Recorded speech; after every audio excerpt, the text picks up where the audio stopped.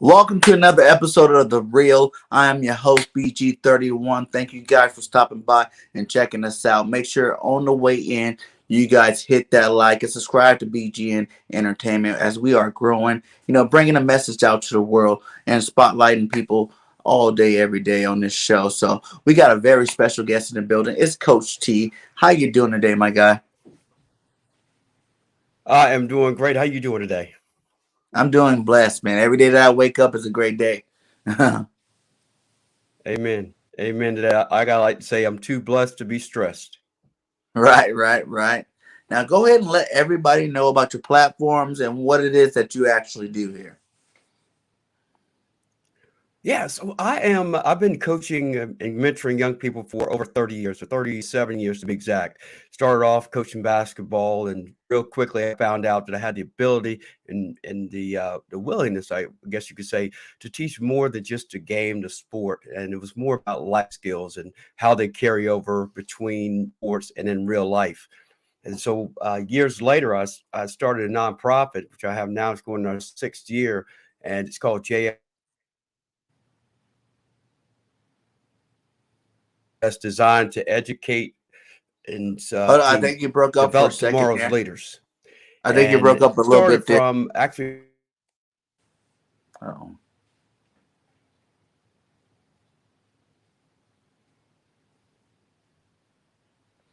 looks like we're having some technical difficulties. Sorry about that, guys.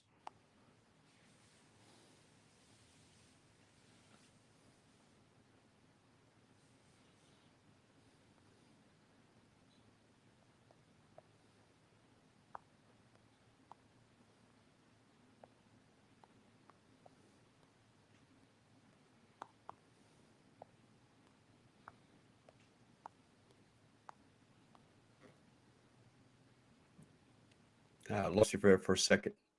Yeah, there you go. You're back. You're back. Okay, great. So what I was saying was, so years later, a nonprofit JLT Fieldhouse, and it's named after my late father, who adopted my brother and I. Were really my biological father was not a very good father, nor was a good husband to my mom. So being smart enough to leave him, met our dad, and when after he adopted us, he raised us as his own sons. And what I do now is pay for what he taught my brothers and I. And pandemic hit a couple years ago, it shut down all of our programming for the nonprofit, which is a basketball coaching and mentoring organization. And it gave me an opportunity to reflect on another platform opportunity for me to continue my work of reaching out and making an impact, a positive impact of young men and women. And that's what I started Coach T's Corner, which is designed to educate, inspire the personal growth and development of young people to empower, take control of their lives to have a more prosperous future. Yes, ain't nothing wrong with that, man. That's good. I understand that situation. The father is the guy that raised you, and the dad's the one that gave you that seed, gave your mom that seed to have you. So, anybody can be a father and a mentorship for these young kids today. And I'm glad that there's people like you that can understand and talk about that story. Talk about it a little bit. How was it like, having a guy that wasn't your biological father? But help lead you guys in the right direction. What kind of lessons did it teach you? Yeah, that's a great question. I think I want to go back to your point. You're very correct in that, because for the longest time I wasn't willing to connect those dots because I wanted to forget about my biological father, but then realize I had to be a part of the process in order for me to get to where I am today. So that's a great point you made. But really, the most important thing that my dad taught my brothers and I was about who you want to be first and foremost. Everybody has their haters, and he used to say, if somebody's talking about you, that means you got something going on, and don't ever forget that. So as we went through our lives, he always pointed out too is when you have an opportunity to give back and to help somebody, don't you ever hesitate to do that, because you never know when that opportunity is to somebody else to help you. And I've always remembered that. And when a I shared this last week on my podcast with somebody. There was I played Pop Warner football, and my dad was an athlete. I mean, he played every sport in high school, coached the Marine Corps football team at Cherry Point. But Here he is. I think I'm 12 years old, 11 to 12 years old, playing a football game, not playing a very good good. It's halftime, and the coaches we had, and I'll just be honest with you, they were not very good coaches, and my wasn't the coach from the stands kind of parent. But as the coaches walked off and back, just kind of talking amongst themselves and leaving us kids to talk and sit there, my dad could see that I was really upset and just not myself. And he said to me, and I remember today, he looked at me, he said, "Son, this is just a game. Go out there and have fun. The NFL, you're a young man. You're just out here to have fun and just." And this whole feeling of relief came over me almost instantly. And I'm thinking, here's this big burly guy giving me these words of wisdom that are about as simple as could be, and it just transformed how I went out. Second half, I just went out and had fun. Ended up scoring a touchdown, but that was irrelevant. It was the fact that I went out, relaxed, and just had fun. And those are he taught us year in and year out. And I think the other part that's really important is he served in the United States Marine Corps from 1960 to 1990, served two tours in Vietnam, and unfortunately, he passed away of leukemia in 1996 from his Agent Orange when he was in Vietnam. And that's what really inspired me to find a way to carry on his legacy. And as far as what he provided my brothers and I, and JLT Fieldhouse, Joe Louis Thompson Fieldhouse was came to fruition. And what I do now, every day that I wake up, I'm reminded because I'm represented by the name of this organization, so I never forget where I came from and how I got to where I am. Yeah, it is reported. You got that situation a lot of youth today, where the biological parent isn't there. You got another parent inside there. And, some of them are rebellious against, I can kind of relate to your story. My dad, we didn't always see eye to eye, what I'm saying, growing up, he was more of a worker. He was always at work. You never really seen him. So, as a young kid, you're like, what are you talking about? You're never here to even tell us anything. So why are you trying to, he was really strict. He's from the South. He's the Alabama guy there. So he's from the South. And we lived in Cali. And it was like, I always just liked my mom. My mom was always understanding. She's always talking us through situations. She took care of us the best way she could, as much as she could, and she did anything to make sure that we had whatever we did have, growing up. So I respected that a little bit more, and sometimes it's not about, my dad's in boxes or whatnot, but it'd be more about just having the presence there, you know. And we I like that as a kid. Like I said, I had a stepdad too. Bless his soul. He also passed away. That was just as my younger sister's dad, and he was just a straight shooter. He's like, I'm not trying to be your dad. I'm just here to be a role model for you, so he give you advice and help you out in any situation he can. You know what I'm saying? And that's what we kind of needed growing up. Just that guy that's going to be there and going to support you and going to help you out through those rough times. Without your dad being there. But as I get older, there's a lot of the strictness that I did, the animosity that I had for my biological father, it's gone now because I'm a father now, and I kind of understand the situation. You want the best for your kids.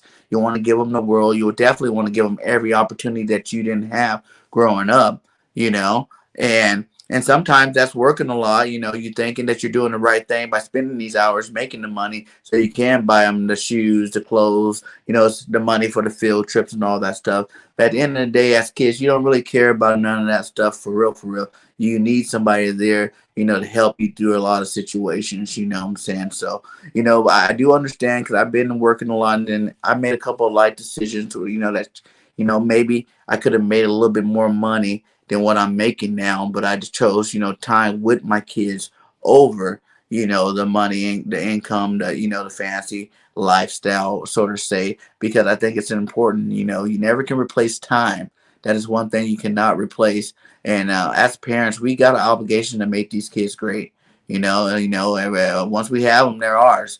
And once they're ours, your cycle kind of goes. Not to say you can't, pursue your own goals or whatnot, but you definitely got to make sure that these kids are getting, aimed in the right direction with the right proper respect for people and life in general. To make sure that they can be as successful as possible. Yeah, no, I think you're right. And for me, I think one of the things that surprised people when I tell them what I do is, my wife and I weren't blessed with children of our own. As a blessing, as an opportunity to impact more kids, and it did never deter me from my love of kids. And to your point, it's not about what you have materialistically; it's what you have ultimately as a family, and being provided what you need from within the confines walls of your home, and Mm, hopefully along the way, you get connected with people outside the walls that can support what happens inside those four walls. yeah. Huh. While you've been doing this, what have you found to be some of the biggest, besides the absentee, parent, what are some other big issues with these youth today of why they're having, they're not developing in the right way to be successful in life? You're going to be surprised by this answer, but it's very simple. One, the one thing I hear a lot more than any times is not being listened to. Nobody wants to tell them what to do, how to do it, and why to do it, but nobody ever stops and asks questions, because there's this preconceived notion that kids don't know, get old enough to know. Well, as adults, we don't know what we don't know. And what we Hmm. know is what the kids aren't telling us. And they're not telling us because we're not asking the questions. And most all of the success that I have seen through all of my years of coaching and mentoring have been because of my approach. And my approach is, first, number one, is to listen. Two is not to judge based on what I hear, because kids are also judged by everything. If an adult doesn't like it, they start judging it. And then I'm sharing this based on I've received from kids, but it's all about judging everything they say as opposed to listening. Okay, you might be going through something to make you feel that way. What can I do to help you, situation, or is there somebody I can get you connected with to help you with it? Because adults have the answers, but we always have the resources to get them what they need. And Hmm. that is the top thing that I hear more than anything. I think the other aspects of it, when we talk about things of that nature, we did live in a different world than when you and I grew up. We didn't have cell to play all the video games and stuff. Uh, Video games is out there actually playing football on a field, ride bikes Facts. and things of that nature, right? But we as adults also have to understand the fact that they did not grow up in our era. We didn't grow up in their era. So we have to take a step back and view life through their eyes. And it's not always because I said so. Well, because I Hmm. said so was the fastest way for kids to you out, because they hear that everywhere they go. And so for me, it's about judging and asking questions, even in response to what they share with me, because then rapport with them, they feel more comfortable. The more comfortable they feel, the more they drop their guards. The guards, the closer you get to them. The closer you get to them, the better results you get. The better results you get, the more confident they are. Ultimately, the more successful they become. And that's just a cycle that the approach I use, and the response has been tremendous. Yeah. Hey, those are all facts there, my guy. All facts, like listening is probably the biggest thing for parents, I think, too. What I'm saying? Being a young person, to myself before, it's just like, sometimes, like you said, they don't know exactly what's going on in the situation, why you feel this way, what I'm saying? You like whatever, me and your dad didn't work out, we moved on, what, blah, blah, blah. And it's like the kids have never even got over that whole situation where he's starting to act out or she's starting to act out, and you just thinking, get over it, whatever. When the reality is, you need to be coddling them a little bit more, nurturing them through the situation to make sure they fully understand what's going on in their lifestyle, as opposed to just trying to set the rules, set the tone on them strong, and letting it go. But do you think there is a line that you don't want to cross when doing that? In terms of like being strong on your kids, being determined with your kids, because I won't lie, I am kind of strict on that aspect. What I'm saying? I expect the best from you. I want the best from you, just because it's more like I didn't have that on me. And I know as an adult, as I grew older, I put that on myself to be better and try to be better and stronger. And then, my mom too as well.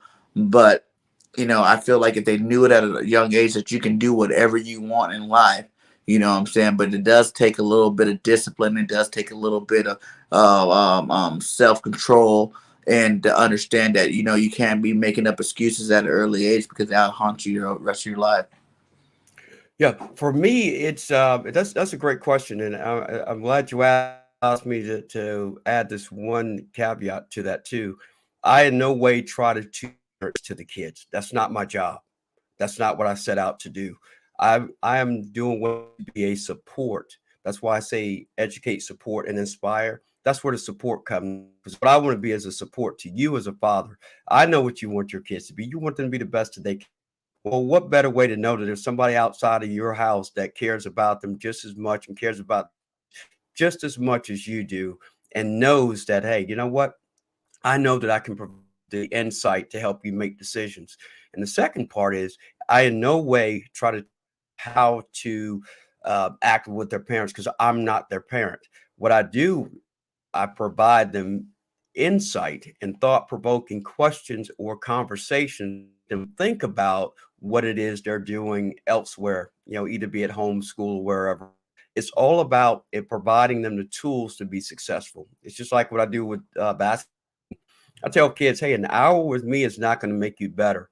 I'm this hour is me hammer and the nails and the lumber. Now you got to leave here and build a house when you leave here. And we'll add the amenities. And then when we Mm-hmm. leave, we keep adding amenities to it to level up. So it's putting the accountability and responsibility on the kids right off the bat.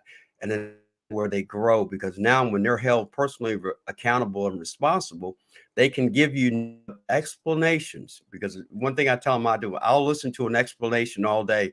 The one I listen to is an excuse because Mm-hmm. excuses are the easiest way to keep doing the same thing over. The only way to break the cycle is to give a legitimate explanation as to why you're doing something. Yeah. And what about for those kids, that they want to change, you see it in them, but maybe their household environment isn't conducive to them actually making that change because there are kids in that search situation where they want to be a better person, but all they see is the negativity at home. Like you said, you talk to these parents, but you go over there, you go talk to them, and you realize that doesn't matter what you say. These parents are going to be who they are, and you kind of got to deal with that. Like, what is your next step in that whole transaction in terms of, like, okay, now you're already seeing the parents are the way they are, the environment is the way it is. How do you furthermore help that kid, to help develop him? No, so that when that situation happens there, you have a choice. You keep feeding the good, and then knowing what you just said is only going to stop when he because of what's happening at home. This is where again where the support comes in. My job is to convey to the parents the positivity that I've seen and the growth seen. So when I share that, let's just use an example. Let's say you have a son. It's like, okay, you got it off that great, but I'm seeing progress. And then he leaves, and as soon as he leaves, you see the shoulders, body language changes because I'm like, okay, it's great here with coach, but I got to go home and go to this. Well, next time I say, hey, you know what, man, his confidence has grown tremendously. Man, you should be really proud of the accomplishments. Well, that's just a planting a seed with the parents going, your son is making progress, and I want you to be aware that he's making progress. So now you can open communication with him. He may start sharing with you what he's learning with coach. An example is a young man I worked with last year. We had a one-on-one session, and it was a training session. And then he started just talking about this, that, and the other thing, and he normally didn't. So I just listen. And his lesson ends. He goes home. That night, I get a text from his mom. She goes, "What did y'all talk about, or what did you do?" Because he came home and said it was the best session he'd ever had. And I'm like, "Well, we didn't do anything ordinary." I said, "We had." No, no, not in the good part. Not in the good part. Oh man, we lost him. We lost him. Yeah, man. Sorry about that, guys. We're going to see if we can get him back up on here. But yeah, you guys have any questions out there? Make sure you guys drop them in the chat. You know what I'm saying? We got Coach T up in here, motivator, inspirator. You know what I'm saying? A mentor to these youth. If you guys have any questions, parenting or how to help. Get your kids on the right track. Make sure you go ahead and drop them in the chat because he'd be more than happy to answer him once he gets back on here. But yeah, man, it's hard work. Once you parent, parenting is. They say parenting is not for everybody, but it is because once you have that baby, it's yours, and it's your responsibility to guide them the right way. To lead them to a successful life. You got to be uh, a little less selfish in that aspect, knowing that you have to put these kids first. The kids is our future. You might not got dealt the right hand of cards growing up, but doesn't mean your kids have to suffer the same way that you did, or your kids have to go, and deal with some of the same things you dealt with growing up.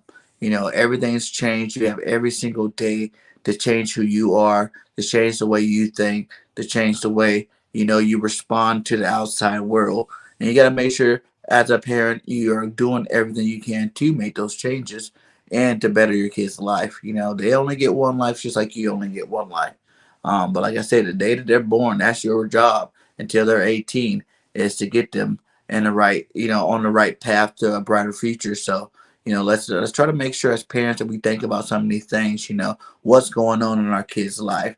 How can I help? You know, make things easier for them to understand so they can, kind of get over their rough spots and their rough patches, and become, the people that they all want to be. Their kids, when they're little, they have role models and superhero ideas. It's our job to make sure that they're getting to where they need to get to. I made it back. We got you back there, buddy. Yeah, sorry about that. Whole connection dropped there, I believe. I apologize. I'm back though. What did I miss? Now, I was just going on talking to the parents, letting everybody know if they have any questions or whatnot to go ahead and drop them inside the chat. But yeah, the floor is back to being yours, man. I forgot where you Yeah, left off at, but you can kind of yes, pick that up. yeah, yes. I was just talking about how I'm also a support for parents, and for me, it's probably that fine line. I think you were asking about where understand, and in no way am I trying to replace them or be them. I want to be a support to them. So when I do reach out and start working with kids, I have a conversation with the parents right off the bat, let them expectations are that they can expect from me as a coach, but also as a mentor. Say, my goal is, yes, to get your son to or daughter to not only meet your and their but to exceed them. And 9 times out of 10, the responses I get to do with the athletic improvement, it has been with the self-esteem and the confidence aspect of it. And that is when I've kind of changed my mindset as a coach. Now it's like, yeah, well, you may be coming in here to get better as an athlete. And I'm like, that's fine. They don't realize that's not what I want you to come in here for. I have ulterior motives, but they're all good. And that's just to making them a complete player. And one of the best I can give you of how this process works has been over the last 7 years.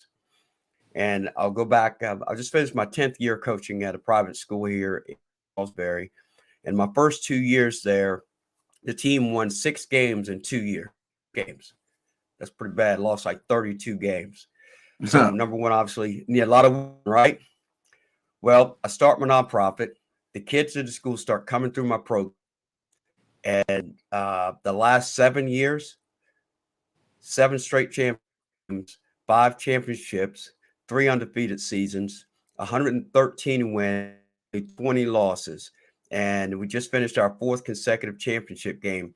So it shows that the process and the program works because it teaches accountability, responsibility, communication, goal setting. All those things are accomplished. But more importantly than that, it talks about what they do in sport can be repeated in life. Yes. That's the message that I send to them. And to throw one little more piece to it, I'm about to tell you, this just happened yesterday. The kids that played won that championship game still work out with me every Saturday. Well, the kids that didn't started coming out and working out together last 3 weeks ago. Well, yes, the older kids stayed an extra hour and started working with their teammates from this year, ready for next year. I didn't ask. That's a commitment to the program and to success. They see the results of what happens when they put in hard work. Because there's a saying, hard work beats talent doesn't work hard. Yep. And that's what we did this year. Yeah. What kind of challenge do you think the youth is dealing with? You know, like you said, we didn't have these cell phones, we didn't have social media growing up. Like, how hard is it for these guys? You know, they go have a bad game. Now they're going on their Instagram or their Facebook, and you see these people. You know, hey, what happened? You know, negativity coming their way. How much of an impact do you think that is having on these youth? And what are some good examples that parents can use to help these guys not worry so much about that? Social media has by far been, besides school dropouts and suicide attempts and drug use, social media is the biggest detractor from what these kids are going through. Question. And a big part of it is they gauge their success popularity on what happens on social media. That's the number one issue run by. I did a poll in my first Facebook group, and I asked parents, "Do your kids use their phone, or does their phone use them?" Where you obviously what the answer was, the phone uses the kids. Well, Mm-hmm. the first thing that I say is allowing the phone to use the kids. So you have to set up an environment that allows the quality and the uh, dialogue that they have with people doesn't all have to be texting or typing. The dialogue has to be verbal. In-person communication kids too. And the pandemic didn't help much because they were in this hybrid, in school, out of school. And kids admitted to me, they said, "Hey, Coach, when I'm at home and they give me 8 hours of work to do, I'm not sitting at the computer for 8 hours. I'm No. getting up at I'm getting up at noon. I'll get what I have to do, and then I go. Somebody texts me, "Hey, I'm gone. I'm going to see somebody or whatever." So it goes back to what type of environment are you setting up for them, and what accountability are you putting in place for kids? And to make kids be accountable, they put in a position where they have to make the decisions to be accountable. Parents can't make them be accountable. Start forcing them to be something they don't want to be, they're just going to fight you even harder tooth and nail. And that just leads to the next part of it, which is um, friends versus acquaintances versus followers, Yeah. right? Followers are that. I asked some kids say, "Oh, I got like 7,000 followers." I said, "Hey, that's great. That's great. You know, like I know all of them." I said, "Oh, you do?" I said, "Where they from?" Everywhere, everywhere. Well, tell me something about five of them that don't live in this town. They get real quiet. I said, Mm-hmm. "You're making my point for me. You know me because you interact on a regular basis. You get to know people by interacting with them on a regular basis. Mm-hmm. And that means you have to commit to improving relationships. Your relationships with parents, hey, how are your parents on a scale of 1 to 10? And most of them say 5, 6. I said, well, they should be like 7, 8, and they're not 7, 8, 9 because you're not putting in the effort or the time. And on the Coach T's Corner website, I have a free course. It's called Getting to Know Your Parents Better. And basically, this is a list of about 20 or 30 questions just to ask parents. Hey, when was the get in trouble? What was the worst thing you ever did in high school to get in trouble? Well, if you ask a parent that, they're going to or make a reaction is going to be like, oh my God, oh, wow. And then they remember exactly. Well, that's there to spawn a conversation. And now dad goes, yeah, well, and I did this. This is what I did. Now the kid responds to that. The dad responds to that. Now, guess what? We're having a conversation. And that conversation leads to a better relationship. Now the kid, and he asks another question. And now, guess what? Your relationship with your parents just got better. And you did put effort into it just by asking one simple question. So that leads to what I the C of success: simplicity, effort, and attitude.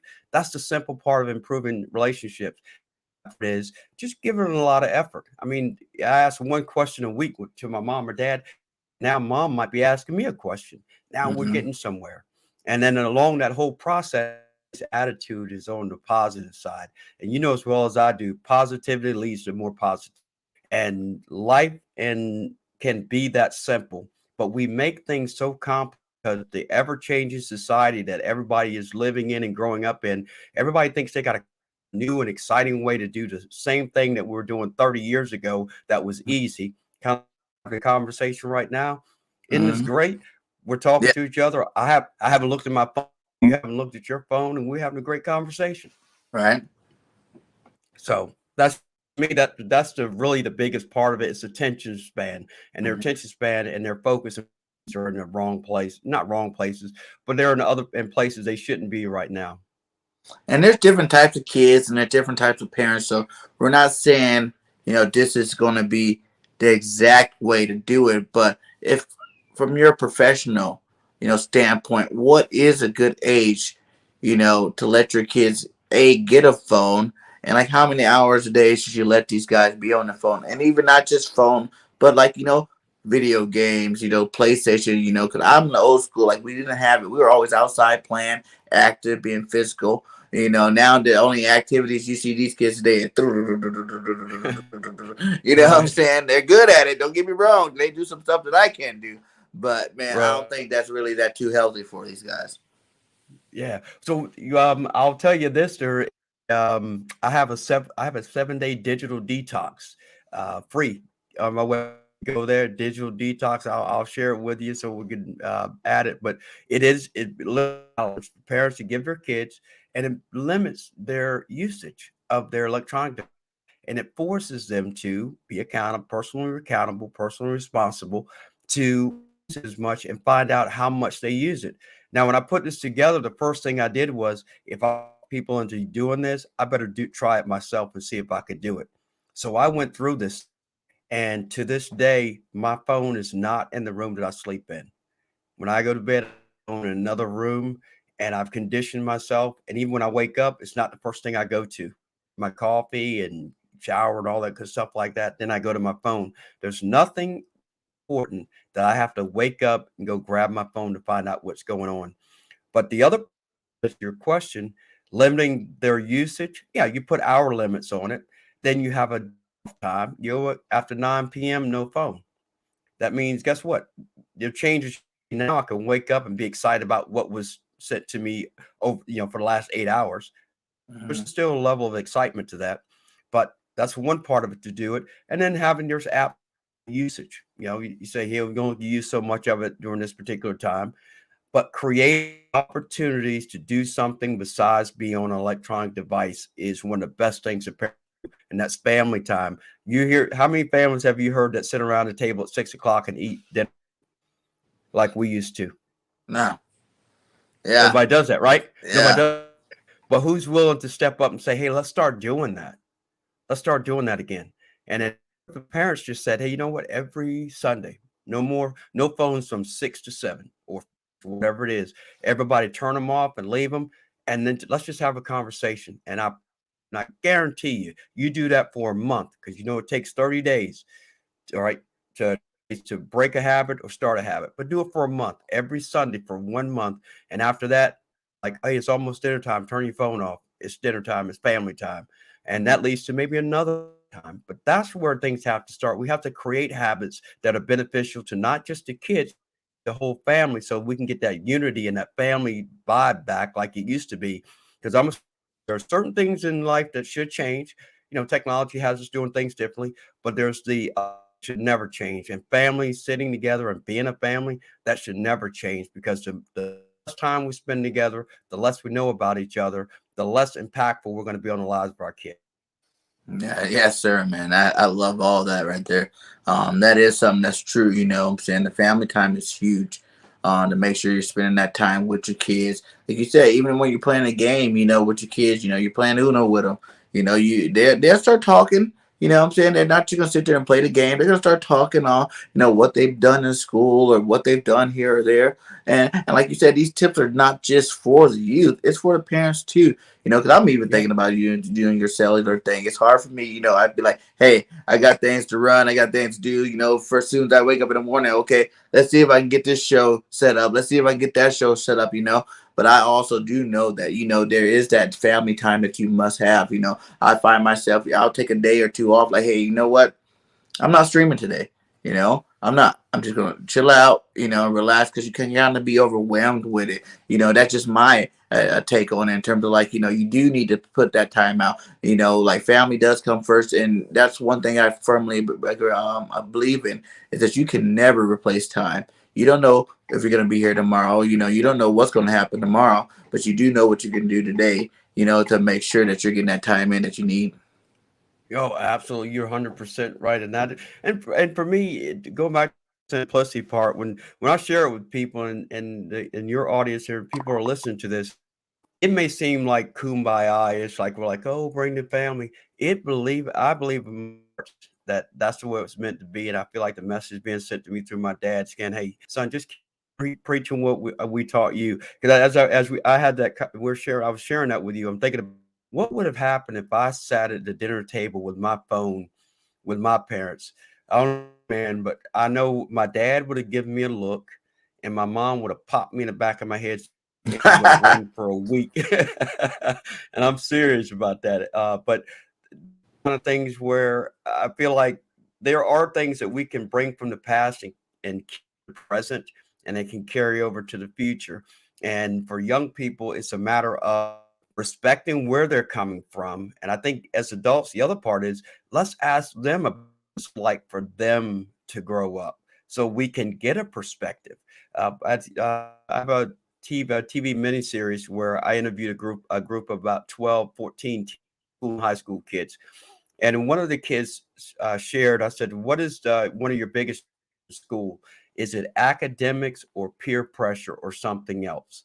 And what he was, it was the parents' inability to understand what they were going through with this hybrid process at home in school. And the parents were pressuring, hey, well, just focus and get. And he's like, but they don't understand.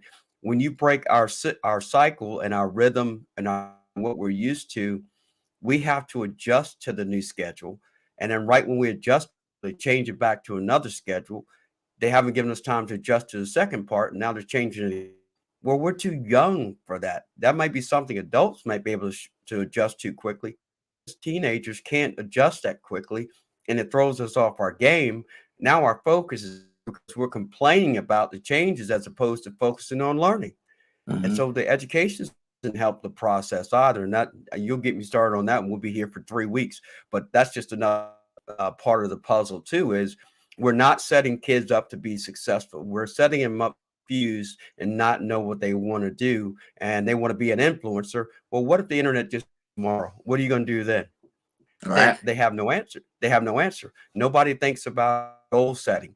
They don't really focus on short term goals or long term goals. It's about I'm living for right now. Well, we understand we're not promised tomorrow, so you make the most of it. Totally understand that. I'm all with it. But at the same time, you have to have stepping stones to improve, shoot for, to acquire, to achieve. And you can't achieve those if you don't have those in.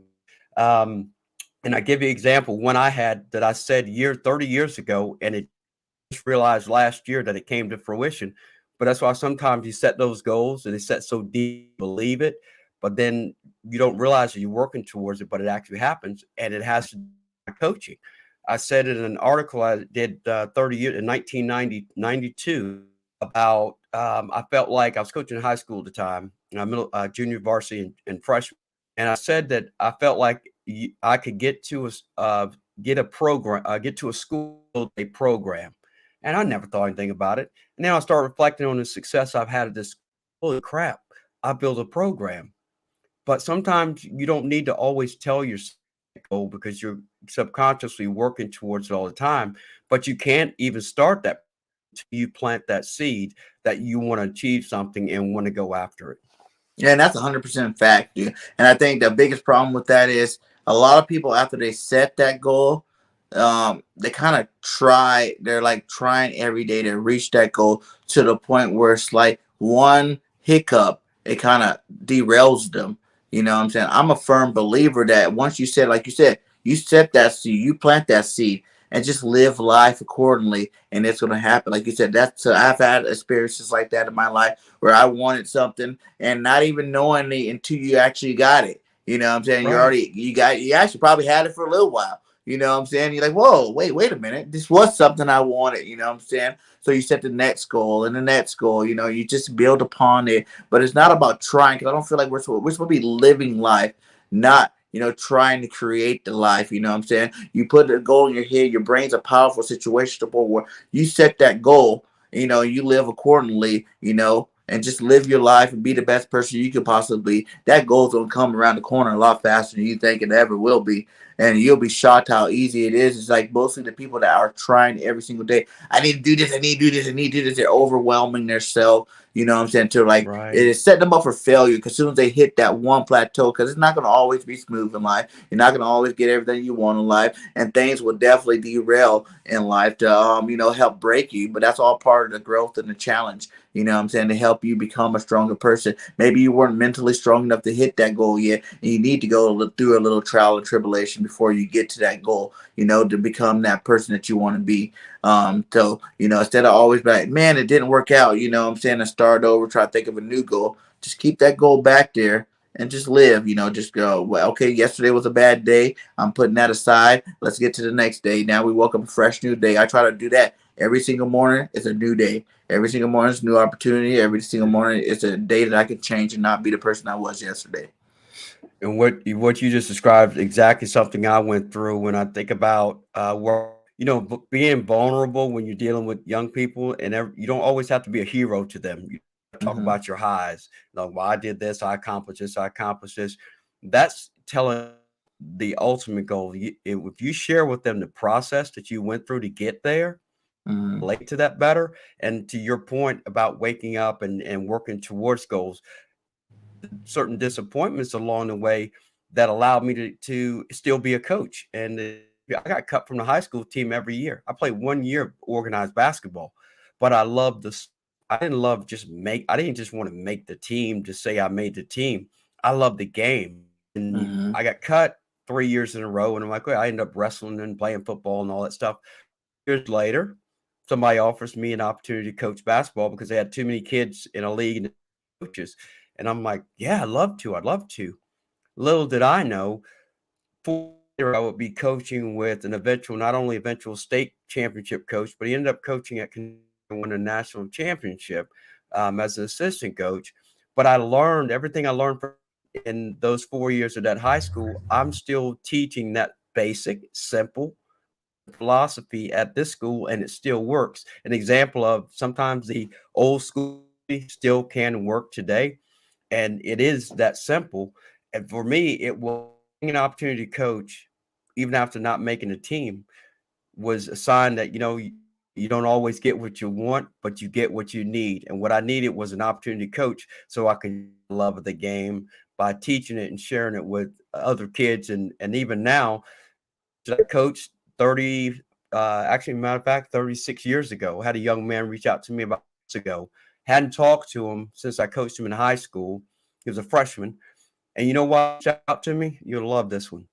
He was having a conversation with his 15-year-old son about his coach, and he was having problems. And he started repeating stuff I when he was a freshman. And he said, "Man, I got to get back in touch with Coach T and let him know the impact he had on my life." And when he reached out to me and I heard the name, I knew exactly who it was. I team pictures, pulled it up, made it a backdrop. We got on a Zoom call, and he saw the picture. He says, "Oh my God, you remember?" I was like, "Yeah, I remember everybody." And to me, the impact that coaches can have on lives of young people, even when you don't. I didn't know it. 21 year, 24 years old.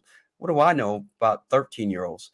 But all I being my true, authentic self, being honest with them, sharing what I thought was the right thing to do. And here he is reaching out to me, going, "Hey, coach, thanks so much." And I just wanted to tell you what an impact.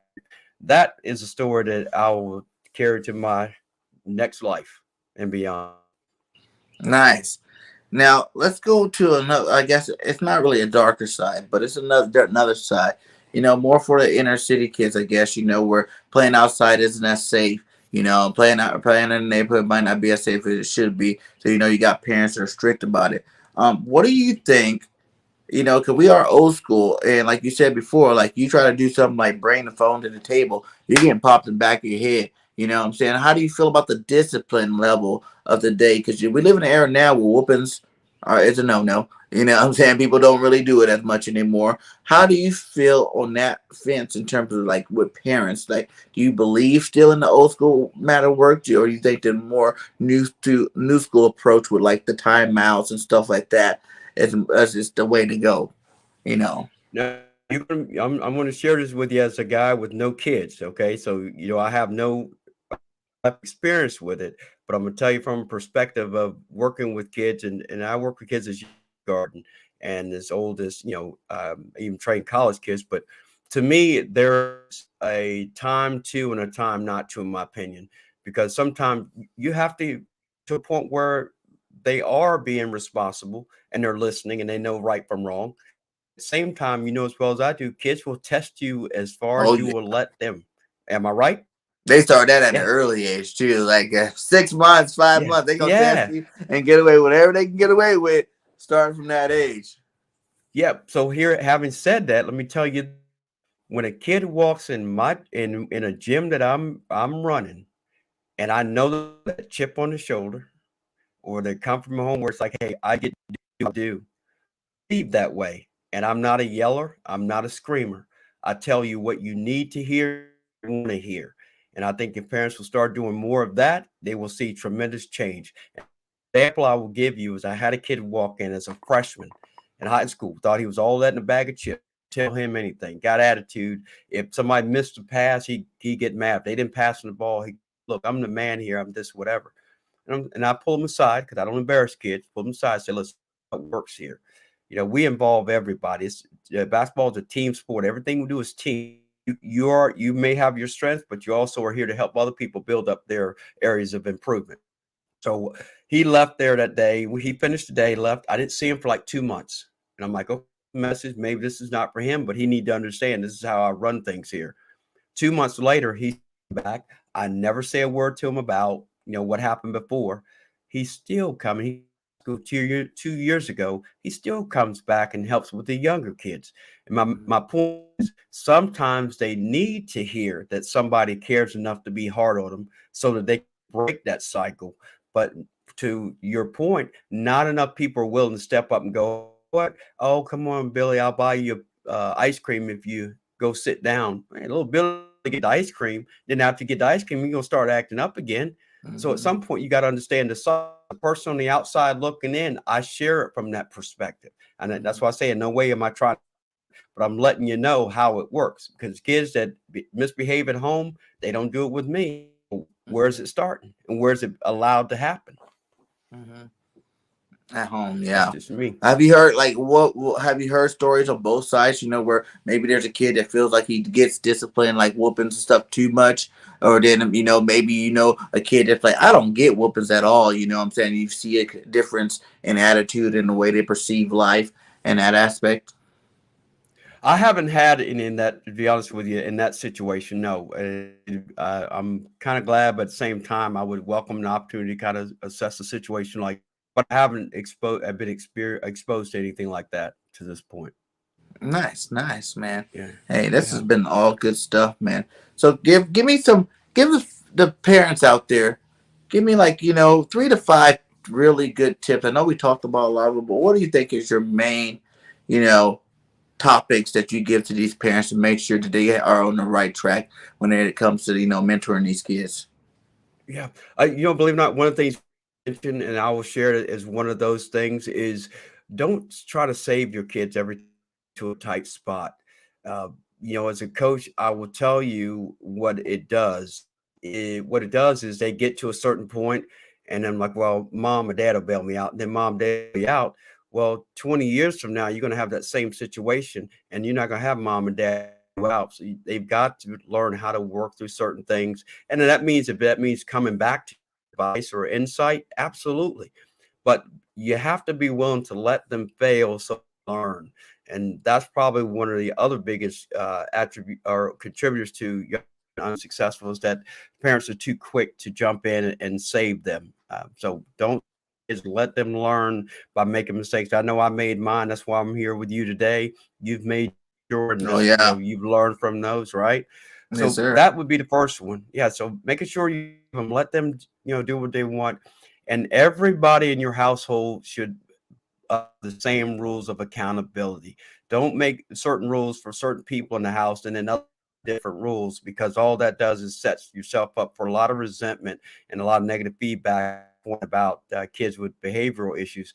When they see that there are two standards in the house, different standards for people, they're always going to retaliate and rebel against that. So you got to make sure that they're that evenly and fairly for everybody in the household.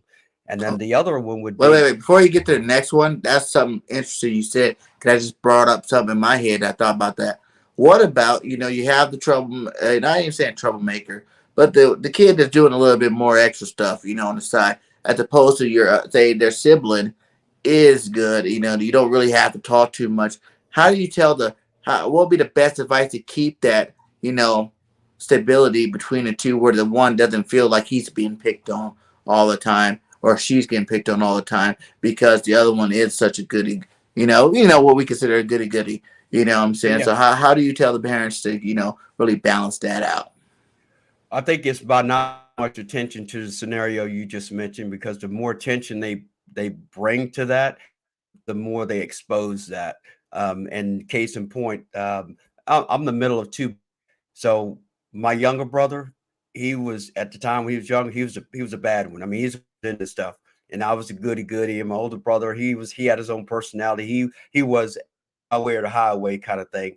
So when you talk about the rules being set, my dad said, "Hey, this is how it is. You break it, you deal with the consequences." So set those standards, and if they break, have accountability, some consequences for them breaking those rules. But I think to even sugarcoat any of those accountabilities and rules, you're setting yourself up for failure. At some point, that's going to get out. It's going to come back to bite you in the butt. So it's to be even across the board, but it's the best way to be, because one thing you want your kids saying in life, if you got 4 or 5 siblings, hey, my parents, they were fair, regardless of what our were. My sister was a goody goody, I was bad, but you know what? We all live by the same rules. They will learn to treat people equal and hold people to the same standards all the time. So about holding true to what you want to accomplish and what you want to achieve in your household. So basically, just don't go out there. Oh, you've been good, but you're in trouble, so I'm gonna get you this. You know what I'm saying? Right. Don't do Yeah, any of because that favoritism like that. no. That's bad. Oh no. And even if you don't do it in front, other one's gonna fight you. They're gonna find out. Trust me, they'll find out. They Hmm. will find out. It's just a happen this year, may not happen next year, but in 10 years. And remember, the longer something happens, when it comes back, blowing the roof off that sucker. Hmm. Yeah, man. Hey, Yeah. that's good. I like that answer. But yeah, go ahead with your next one. You're saying. Yeah. So the other ones, like I mentioned early on in the conversation, is to your kids, and then when you do, don't always come back with a solution or advice. It's not always solution and advice. Sometimes it's just to hear them. Want to somebody to listen to them, and then if they want response, they'll ask you for a response. Hmm. And it's just like me go, hey, what's anything on your mind you want to share with me? And then you share with them. It's like, oh, sharing. Well, if there's anything else I could do, let me know, and leave it at that. And then Hmm. now, guess what? They know go back and ask and share something if I want to, without worried about getting advice or how to handle something. And the other is really important. Kids will share the deeper things with you, and I think this is the other part of I do is, as a coach and a guy without parents. I'm telling you, kids will share the coach than they will with their parents, because I know things about kids that they have not shared with their parents, and they're because I'm willing to listen and I don't judge them. So it tells Hmm. me that they're listened to and they're being judged by what they say. So that's why I share that as a major listen and not judge. And the last one is love them for who they are, pure simple. You know, you cannot make your child be a doctor. You cannot make your child a lawyer. You cannot make your child be a plumber. You cannot make your child be an electrician to be, whatever it is they want to be, support them and whatever that is they want to be, because the more you trigger them, the more they're going to rebel, and then they're going to resent that as they get older. Because when I had a guy tell me the other day, he goes, I fell into law and being a lawyer. I was like, I don't know about you, but I would never follow a lawyer because I know how much time it takes to study. Right. But let them be who they want to be. You can guide and direct based on what they want to do, but don't ever steer want them to go, because you are not living their life. You've lived your life, so let them life. And that's the other thing that I see a lot too, is a lot of parents are steering kids where they don't want to go. They've shared that with me. So let your kids be who they want to be, love them for who they are, support them for what it is they want to be. Surprised they'll achieve more than you ever thought they could. Yeah, and I understand that one too, because being a football player all the way up to semi-pro, you know what I'm saying? I'm like, hey, my boy, you go play some ball. You go play some ball. Let's get him out there. You know what I'm saying? Get outside. Do Right, your push-ups. Do your right. push-ups. You got to get healthy now, you know? And I think, yeah, a lot of parents do kind of, it's not really want to live through their kids, but you just want the kids. You feel like you were almost there, like you could have almost made it. You know what I'm saying? Maybe if I start with these guys a little earlier, they can take the next time and make it. And like you said, not everybody's an athlete, and everybody wants to play sports, and everybody wants to be that doctor, that lawyer, or whatever. Some people just want to chill out and live their life. You know what I'm saying? It's like, yeah, don't be too lax on it because you want to make sure they're still getting educated, they're still getting good grades. You know, they still have some kind of foundation in terms of being something positive in life. But at the same time, you don't want to overbear them with trying to get out there and recreate your life, basically. Could I share a quick story with you along the line to kind of support what I'm sharing with you on that? Mm-hmm. Um, I had a young girl I worked with about 3 years ago and worked with her for about 2 years. And then going into the third year, she started having doubts about whether she wanted to keep playing high school basketball. And Mm-hmm. because of this, the culture at the school just didn't fit her, didn't feel like she'd have fun. So Mm-hmm. she switched to golf. Mm-hmm. Well, not that she just switched to golf, she sent me probably the most thoughtful thank you and appreciation message, thanking me for my time, helping her become a better player and a better person. So I'm like, oh, nobody's ever done. I was like, yeah, I appreciate that. I'm glad I was able to have a positive impact in your life. Well, Mm-hmm. later on, she starts playing golf and she sends me a text. Hey, coach, here's my schedule. I hope you can come watch me play. I'm going to be the first one to tell you, I'm not a golfer, don't care for golf or anything like Right. that. But this young lady reached out and wanted me to come watch her play. That's the kind of relationship we had. So I went and watched 18 holes of golf to watch her play, not knowing what the heck I was watching, but I was Mm-hmm. there as a support. But more importantly, her parents supported her shift from basketball to golf without hesitation and supported her 100%. And she had a smile on her face, happy, happy young lady. But that's an example of supporting whatever these kids want to do. And my goal was, yeah, she had a chance to be a really good basketball player. But if that's not for her, it's not for her. Support her Mm-hmm. in what she wants to do. And now she's actually going to be a guest on my podcast. And you get, she's a rising senior in high school. So getting kids that are willing to do that, I don't know about you, but it's hard to get kids to come want to be on screen and be asked questions. But the kids I work with, that's the kind of relationship I build with them, that they're willing to do whatever that I want them to do. If it's anything that supports not only them, but shares with other kids what they've learned by working with me. Yeah, man. Hey, that is some good stuff, man. Ooh, that is real good. You know what I'm saying? Like that switch over. And you probably had it parents for a minute and be like, oh man, you know what I'm saying? I watch you play basketball. You're good. You know, you need to Right. stick with that. You need to stick with that. That's your calling. That's your calling. But like you said, you know, you never know a person's card. They're too young to really know exactly what their limitations are, what their, plateaus are, their ceilings are, and whatever sport that they're gonna do. And like you said, let them do whatever they want to do. You know, it's a good thing. Like I always tell parents, let them play everything. You know what I'm saying? If you want to be some kind of athlete, they might not be the athlete in the sport that you want them to be in, but you never know. You know, they might be a soccer player when you want to be a football player, a baseball player when you want to play, basketball or whatnot. You just Right. gotta let these guys figure it out. Then, like the end of the day, they might want to play an instrument. They might not even want to play. You know what I'm saying? Like they might not even want to play no sport. Like it was cool because my dad made me do it. You hear some kids like that. I don't even like this because my dad wanted me out here, so I'm out here playing. So. Yeah, man, that's been a lot of good stuff. I know we're hitting the 1 hour mark, man. Shout out to you. Make sure you guys go subscribe to Coach T's Corner. His link is inside the descriptions, and it's inside of the chat. So make sure you guys go sub them up, man. Great mentorship. Anytime you got people willing to help the future of our nation, basically. Our kids are our future, you know what I'm saying? That's the next set of leaders that's going to be molding the shape of the world once we're long gone. So make sure you guys get out there and support this guy as much as possible. Any final words, and then also go ahead and give them all your social media platforms so they can check you out. Yeah, absolutely. So my last thing I want to share is a quote. Actually, it's one of my favorite quotes, and it's "Your attitude almost always determines your altitude in life." So I mean, I'm all about attitudes because no matter what you're going through in life, your attitude will always help you overcome any adversities that you're going through. And I think that's the one word that a lot of people think about. People having negative attitudes, but a positive attitude is what you had to keep. But the best place to follow me, believe it or not, to get all of mine without me going through a whole run list of what my social media, because there's a lot there's a lot of them. If you were to go to Koji, let me pull this up and I'll read this off here real quick because it's just that one. Um, And if you can it's click it, like copy that, you can also yeah, go to more inside the comments and you can okay. post it. And as you talk about it, you can let Yeah, them know. They can I'll go ahead do. and click Yeah, that. I can pop that in there too. But so my Instagram is at Coach T's underscore corner. My Facebook is Coach T's Corner. And of course, I also have a private Facebook group, which is called Developing Tomorrow's Leaders. And then recently just started a podcast, which is Developing Tomorrow's Leaders also. Like you, I'm on episode 6 of that as well. And that Nice. involves a lot of young people, a lot of people that have an impact on young people. And I also have a television miniseries that's in about halfway through. It's on Amazon Fire and Roku on the Home Careers from Home channel, and it's called Coach T's Corner.